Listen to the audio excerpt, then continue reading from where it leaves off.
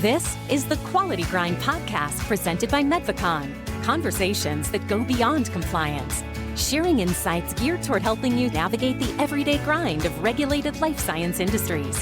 Here are your hosts, Joe Toscano and Mike Kent. Welcome back to The Grind, everyone. Mike and Joe here with you to continue our discussion of leadership with our guest, Kristin Aikin Salada.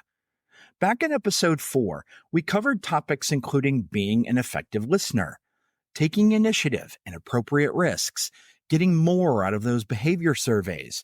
Oh, and the phrase on that 3x5 card that Kristin still uses all these years later. Today, we'll talk more about the challenges of leading in regulated environments and identify a few strategies that leaders can use right away to improve their team's performance and make things a little easier on themselves. And near the end, Joe relates a story of how even the busiest of leaders can create fun and effective ways to connect with the people they serve. So with that, on to part 2 of Leadership in Life Sciences, here on The Grind. Our conversation picks up from where Joe and Kristin were describing the benefits of leaders being curious and really listening when people come to them with an idea or for guidance. Let's jump back in. What occurs to me dovetailing off of that conversation is in a regulated environment, the feeling of being constrained in an environment that I felt like, or in some cases was, heavily scrutinized, high level of oversight, regulatory compliance, all of these things, getting into a mindset of, well, we can't change, or we can't have new ideas or new perspectives because we're locked into doing it this way. There may be a no that has to come out as that answer, but that's not the end of the discussion. There's a no, and here's why, and well, let's think about what wiggle room we may have. Finding creative ways to connect with that individual based on things that we've already talked about in terms of understanding them, understanding how we show up, and then understanding even in a regulated environment where we have some constraints, we can still look to find opportunities, even if they're little opportunities now, that can give people confidence. And Joe, I've heard you say it 100 times, just having that one opportunity to be seen may give the person the confidence they need to bring forth that next idea that may change the whole landscape of everything for the better. So are there other things from a tactical perspective that leaders can start to use immediately or try on for size with their teams to engage folks with?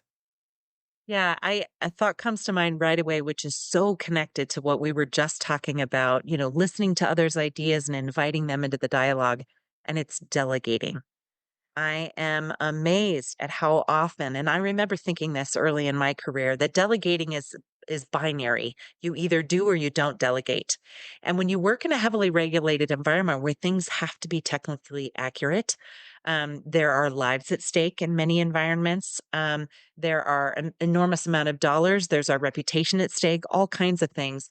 We often think I either do or don't delegate, and therefore that's scary and terrifying. And I don't know if you know what you're doing yet, so I don't delegate. And I think for leaders, a really important thing to know of, we talk about this in personified leadership, is there are 3 different modes of delegation: hands-on, hand in hand, and then hands-off. And that will change. You will pick one of those 3 modes of delegation based on a lot of factors. Number 1, what's the skill set and the knowledge base of the person you're delegating to? What's the project like? Is it an appropriate project to build their skill set on? And then number 3, sort of like, what's your timeline? What's the sort of conditions or the environment around that delegation? And by the way, a lot of delegators are like, oh, I'm going to toss this off. So I have too much on my plate. I'm stressed out. So I'm just going to dump it on you, right? That's when people say I've been dumped and run, right? That's the dump it and then leave. The really primary objective of delegating is to develop others, right? So when you think about leadership, the benefit is you get some stuff off your plate. But the more important thing is, once you're a leader, your job, even if you're not a formal leader, when you're working in a team environment, you are going to be helping others develop skill sets. And so if you decide to do hands-on, then you can say, great, how about we work on this together? But really at the end of the day, the responsibility lands with me. So I will continue to check in with you regularly. I think control is the main issue that comes up for leaders that don't want to delegate because they know the buck stops with them and the responsibility lands there. But if you can find the right mode of delegation, then there isn't such a fear factor around that. As time goes on, you can become more hands off because you know they can take it and run with it. And I delegated someone to something. It took me 3 years. First year, I was very hands on. She watched me. I trained her. I taught her what we were doing. She told me a little of what she learned. That was very hands on. Second year, she ran the program, but I was right there in the room. I was helping her. We were checking in regularly. There were a few things we had to make sure we were clear on who had what role, right? Because when you do hand in hand, things can fall through because I thought you had it and you thought I had it, kind of thing. And then the third year, I checked in with her at the beginning. She ran the whole thing and she said, "Oh, by the way, I've made some improvements to this. We're going to do this, this, and this instead." And can I tell you, they were things I never would have thought of, and they were better. Right. And so that's another advantage to getting to that hands off is they develop, your people will make things even better than you even imagined they would before you even started. Right. So I checked back in a little bit afterwards. I was like, how'd it go? And rave reviews, better than I would have done.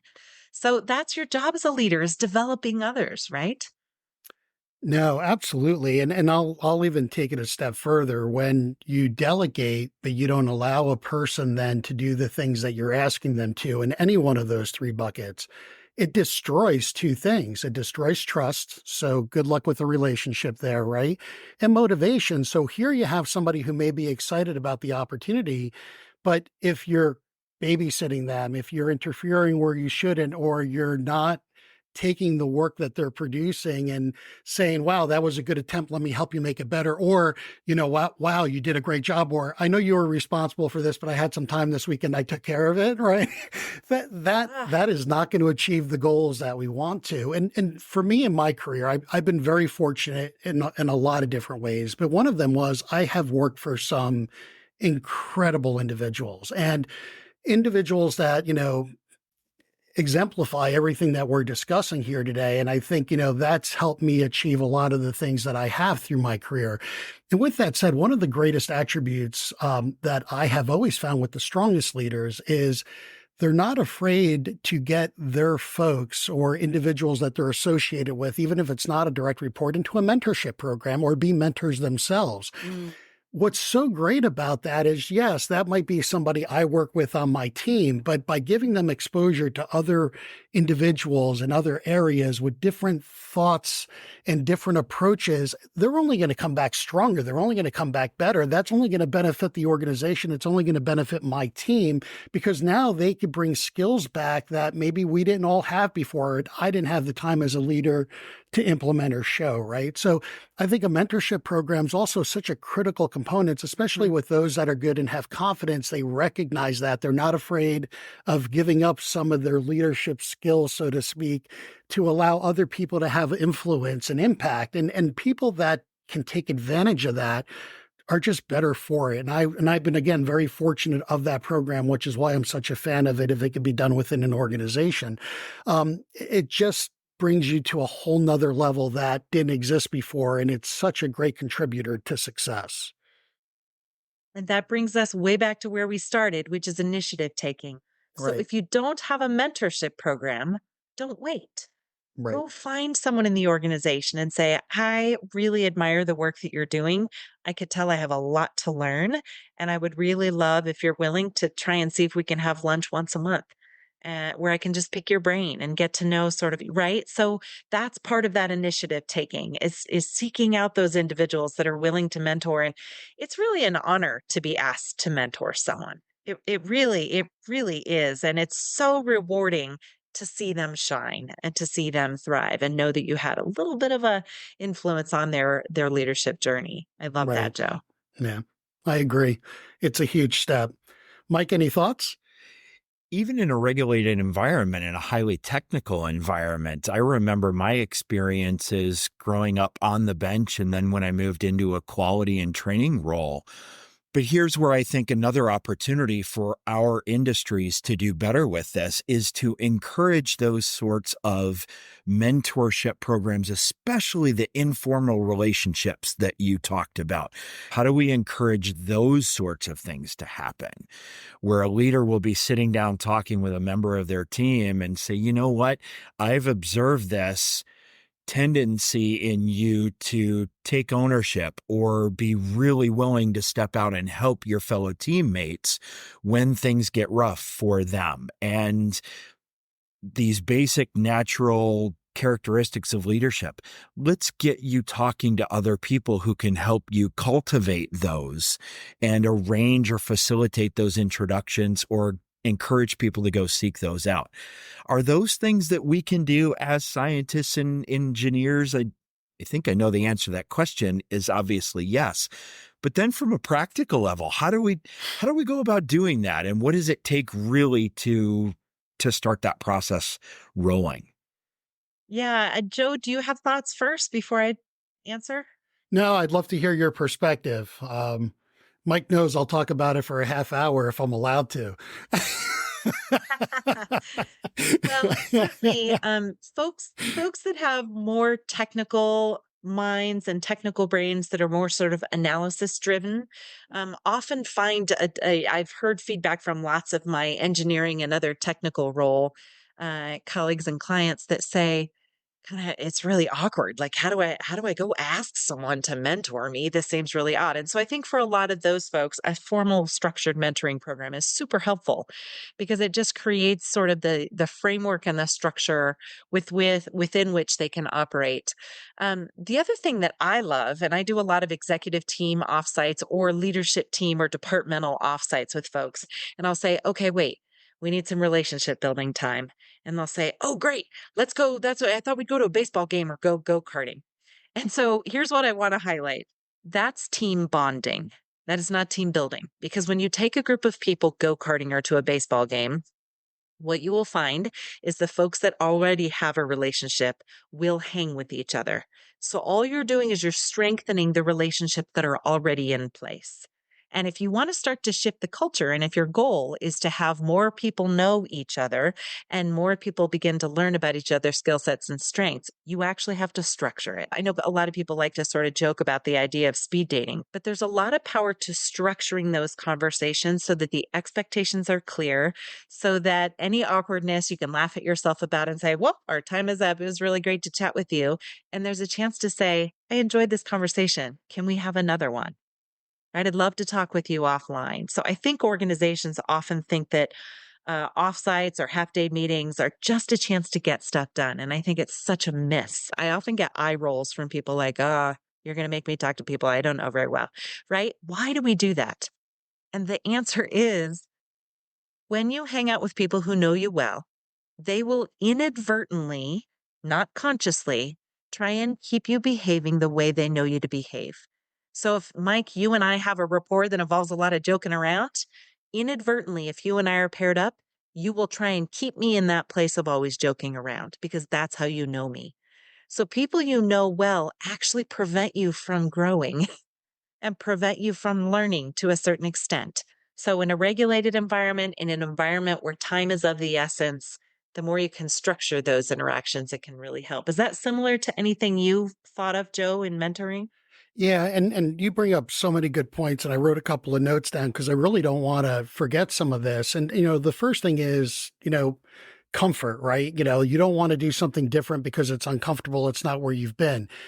But what people don't tend to realize is what's comfortable to you today at one point was uncomfortable, and you're comfortable there I now love that. because, right, you took that chance, you did that different thing. And now all of a sudden you said, wow, I did okay with it. I could do a little bit more. Look, this podcast is one. I wasn't very comfortable with this when we started. I think I'm getting there, Mike. But eventually you have to take those chances because that's where the growth comes in. And I go back to, we all hear our parents in this next statement, and that is, Yeah, I'm not crazy about the people you're surrounded with. You need new friends, right? Well, new friends or sitting next to new people at dinner gives you new exposures, new things to see, hear, discussion points that might be outside your normal circle. It goes back to, yeah, it's a little uncomfortable, but wow, now you're going to expand your horizons and how many other great things can you get exposure to that'll make you a better person and help you contribute even more? These sound like such simple things, but they have huge impact if you're willing to take a chance. And we all know people have fear, right? That's what keeps them from doing it. But if you let that rule your life, you'll never do anything. But the other thing here too, and you brought up an important point is, how do I get a mentor? What if my company doesn't have a formal one?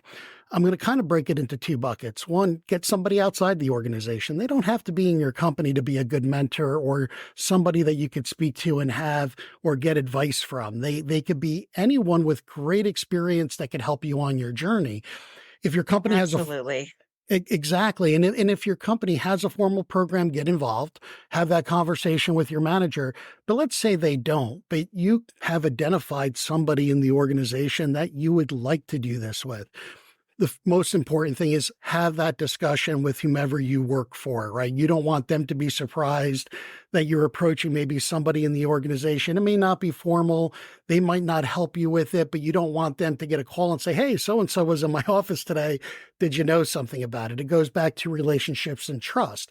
Express that you would like to do this, that you've identified somebody and as to why. If they're not willing to help you, if it's okay for you to approach them. But we all know if you approach somebody, right, and you say to them, look, I understand your reputation. We don't know each other. I hear a lot of great things. I would love if there's an opportunity for us just to meet an hour a month so we could have a conversation. Who's going to say no to you? Not very many people. And if they do say no, you might want to rethink who you chose as a mentor because most of them will be flattered that they're being approached that way. And look, the first question they're going to ask is, does anybody know we're talking? And the answer should be yes, right? And then a good mentor is going to sit you down and say, the first thing, and it's always happened to me, tell me about yourself. Tell me, what you're looking to do. How did you come to the company? What are you looking to achieve? Just tell me who Joe is or Mike is or Kristin is.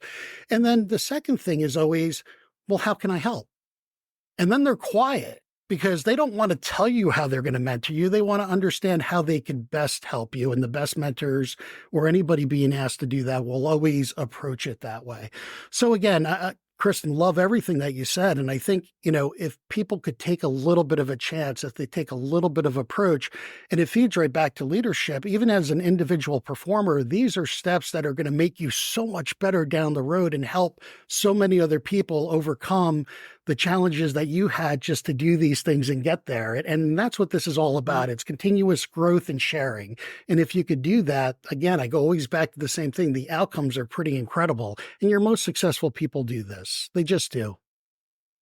They do, and people at very high levels do Right. this. This is an interesting thing. I think early in my career, I thought, oh, the senior leaders in the organization, they got it made. It's all good. And as I've continued to work with people at higher and higher levels, it's lonely at the top. There aren't a lot of people to talk to, So I would say two things. Number one, you can still kind of have a mentory type of a relationship even at the senior levels. And there sometimes it's even more valuable when it's someone outside your organization, right? Right. Because they're like a peer in a different industry that can give you, what do you guys do over there compared to what we do here? And the second thing I would say is very simply, we know that building resilience and navigating stress is strengthened by connection. And so if you're a senior leader, have those people that you can meet up for coffee or meet up for a beer or whatever the case may be and say, oh, I made a bonehead move at work today. Can I just share with you what I did? And can you just tell me I'm human and it's okay, I didn't ruin everything? Right? We all need that support network. And maybe it shifts from necessarily learning like you would in your earlier stages of your career of mentoring, but it instead becomes a peer and a colleague that you can really have as a support network because that connection piece is so important for our quality of life and for our ability to build resilience. Because this world is just, darn it, it's not getting any simpler. Right. It just isn't getting simpler. It's getting more complicated. And so that suggests to me that we all need to be able to have that person or those people that we can go meet up with outside and just be a little vulnerable and get some, you got it, little attaboy, little hang in there. It's going to be okay. Cause it's hard. It's hard being a leader, right? And that's so important. The thing I love that you said is this is a person that you could have a lot of confidence in and have a conversation. And look, I made a mistake today. Who doesn't make mistakes? God knows I could fill a building with them, right? We've all been there. We're not perfect. That's how we learn. That's how we grow. But it also avoids you taking it home sometimes too, right? You can't always be going home to your spouse or significant other and saying, oh my God, I did something today. And, maybe they're not best positioned to give the advice. And if you have that outlet, that opportunity somewhere else, it allows for more balance, right? It doesn't mean you can't have that same conversation in both places, but now you're getting the two types of advice you really need. Somebody that cares about you giving it, and somebody who cares about you in a different way that can really relate to that professional perspective to either encourage you, tell you it's okay, or give you advice as to what you should do next.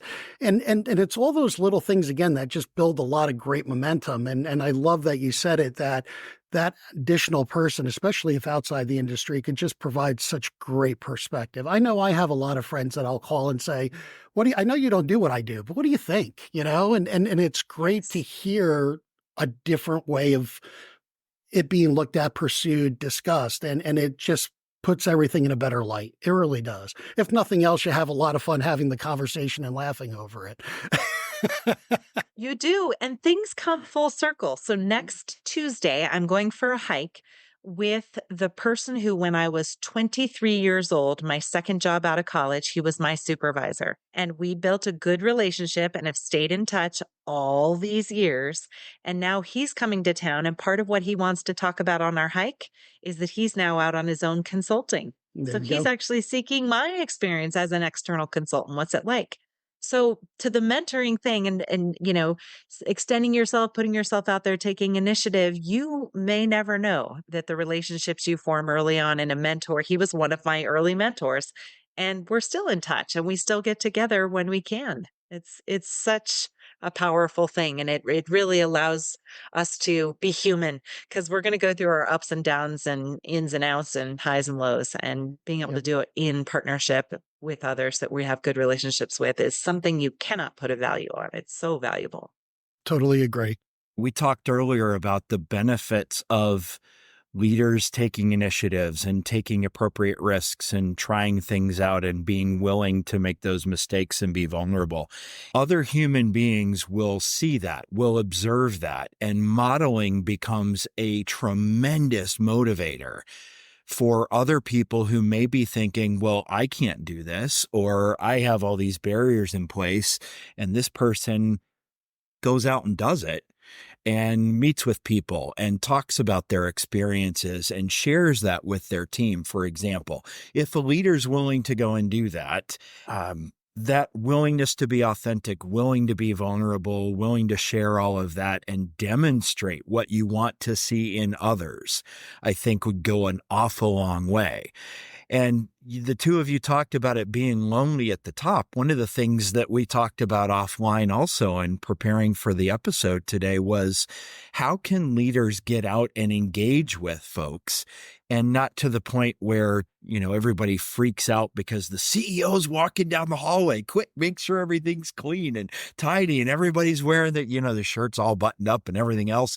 But if it becomes more of the norm where the CEO is walking down the hallway and just pops in and says, hey, do you have a second to talk to me and tell me about how things are going? And, give me your spiel on things, and really listening and practicing all of the things that we talked about earlier in the episode, that can provide folks that are looking for that extra little push that it's okay to do this with some objective evidence that, yes, it's okay.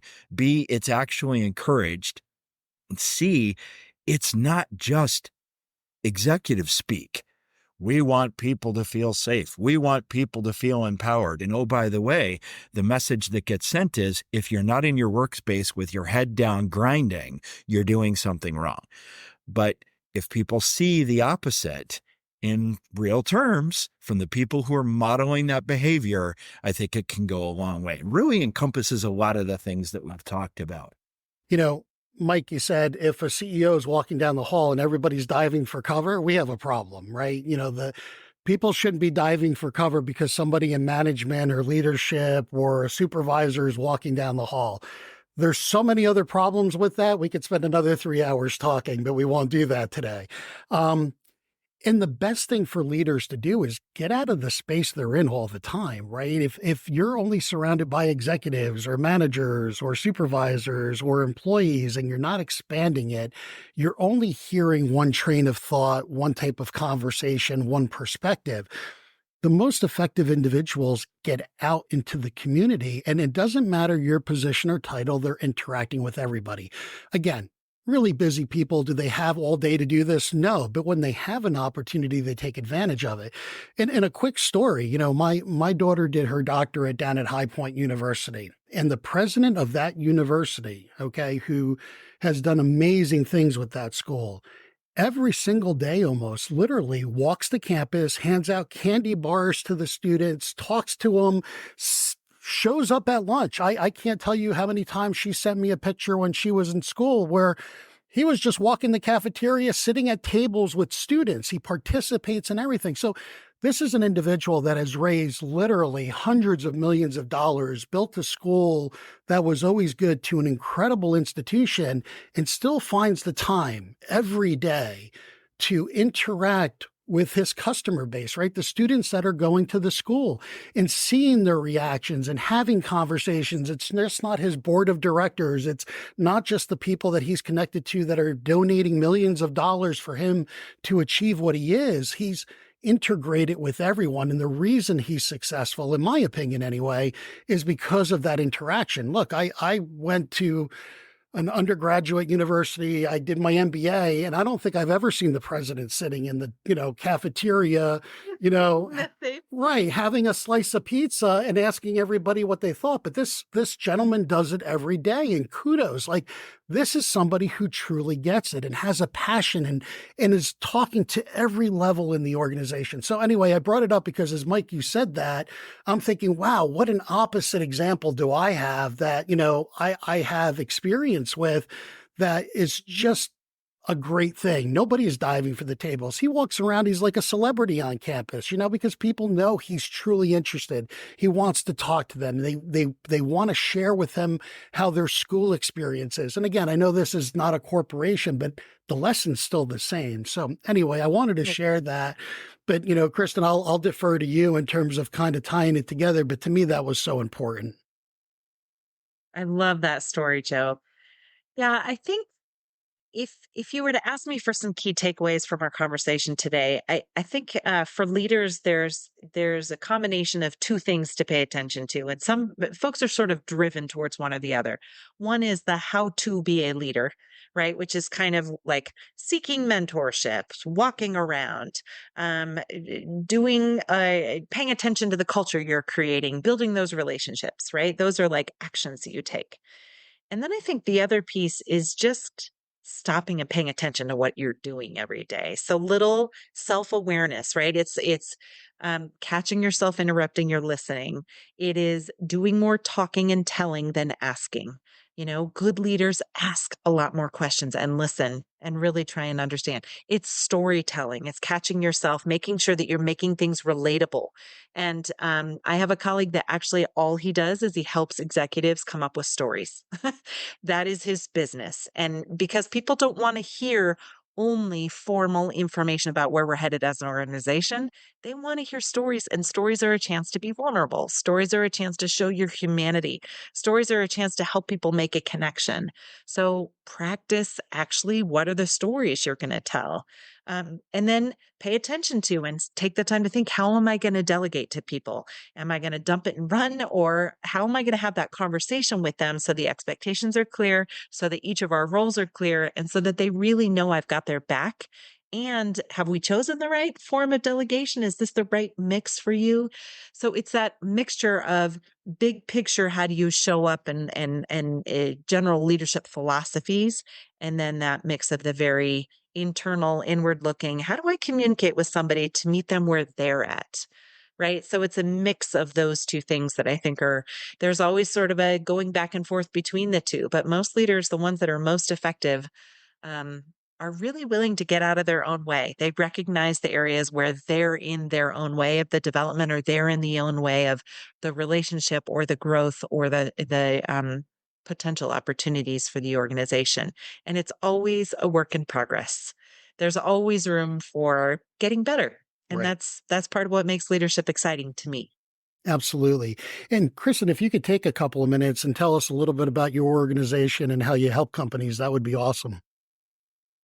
Oh, thanks, Joe. Yeah, let's see. I think I started New Angle Consulting in 2003. So it's been quite a while. And most of what we do is help organizations have the conversations that matter. We also deliver Personify Leadership, which is a 2-day leadership development program that is especially good for those mid to upper level leaders. Also good for brand new supervisors as well. But our experience has been that a lot of the leadership strengths that are needed in all kinds of organization are fairly universal. No, I could totally understand that. And, we feel the same way as we work with clients within the industry. A lot of it are similar types of challenges that it's great to bring to bear some great solutions that helps organizations get past that and grow and just get better. And, based on our conversation and the interaction that we've had, there's a good reason that you've been in business 21 years and successful. So I wish you many, many, many more years of continued success and, are very appreciative of you being with us here today. Thank you. It was absolutely a joy, and I know that the clients you work with are in good hands as well. So Mm. thanks a ton. It's really fun to chat with both of you. Well, likewise. As we close out today, we want to encourage you to like, share, and comment on the podcast. If there were things that struck you that really resonated with you, please share that in the comments field wherever you're getting your podcasts. Thanks very much for watching this episode of The Grind, and we'll see you again soon. If MEDVACON can help you and your organization, we're happy to do so. We specialize in the following areas: quality and compliance, validation and qualification services, project management, tech transfers, general and specialized training programs, engineering services, and talent acquisition. If you have general questions as well, feel free to give us a call at any time. We can easily be reached at 833-633-8226 or via our website at www.medvacon.com. Thanks so much, and we look forward to speaking with you. Thank you for listening to the Quality Grind podcast presented by MEDVACON. To learn more or to hear additional episodes, visit us at www.medvacon.com.